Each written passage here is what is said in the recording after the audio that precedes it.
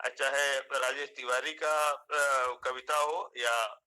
गुंजा madam ने जो स्वागत गान किया। गुंजा मैडम तो मान लीजिए हमेशा से जो है कवि हृदय हैं, और अंतरराष्ट्रीय स्तर पर जो उनकी पत्रिकाएं चाहे प्रतियोगिताओं में भाग लेती हैं। तो मैं ये कहना चाहता हूं कि इन्हीं सब चीजों के माध्यम से मातृभाषा हमारी प्रौढ़ होती है, और मातृभाषा को विकसित करने, उसे मजबूत बनाने की आवश्यकता इसलिए भी है कि मातृभाषा को अगर हम देखें तो ये सीधा बच्चा सबसे पहले जो है माँ के संपर्क में आता है, और माँ जिस भाषा में संवाद बच्चे से स्थापित करती है, वो भाषा उस बच्चे के लिए बहुत ही मतलब कि आत्मीयता का गुण लिए होता है,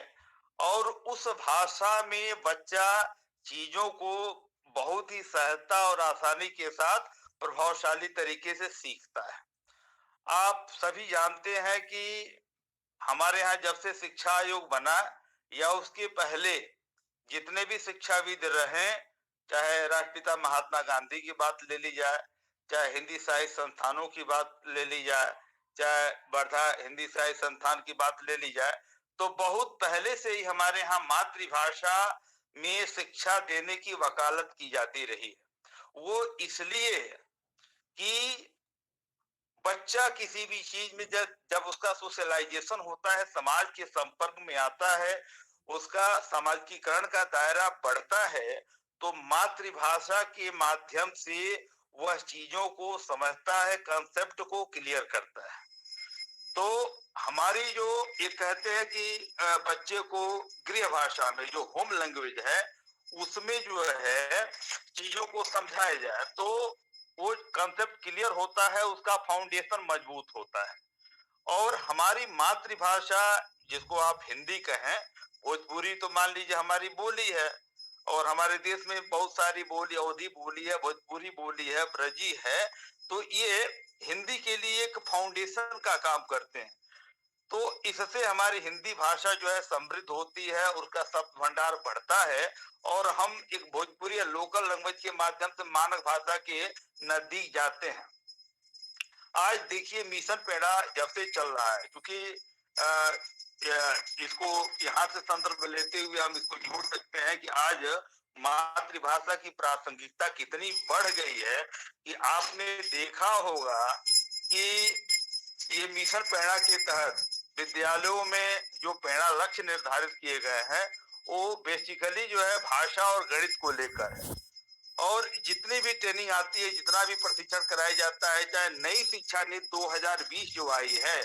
वह नई शिक्षा नीति 2020 जब आप पढ़ेंगे तो उसमें बहुत सारी चीज है। पूरी स्कूली शिक्षा की व्यापकता को संपूर्ण मानव और एक आदर्श मानव बनाने की बात कही गई है। उसमें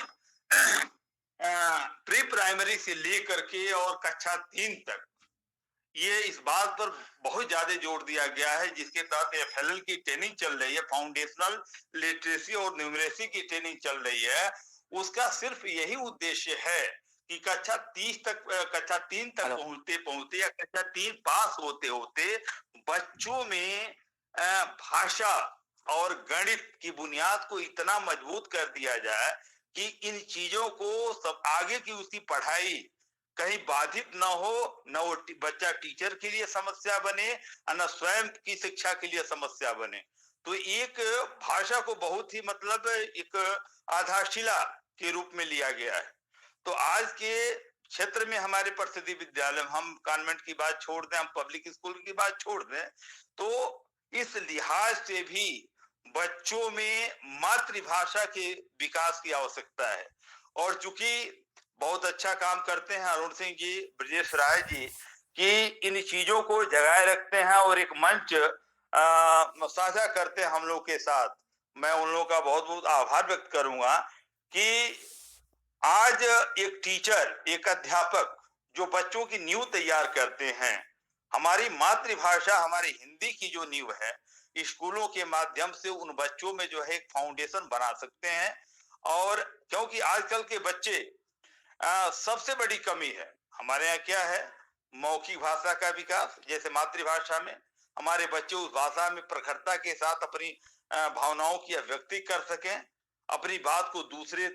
लोगों तक प्रभावशाली तरीके से पहुंचा सकें, या ध्वनि बोध है जिसको फोनेटिक कहते हैं, या किसी हिंदी भाषा हमारी मातृभाषा के शब्दों अक्षरों की डिकोडिंग कर सकें, पहचान करके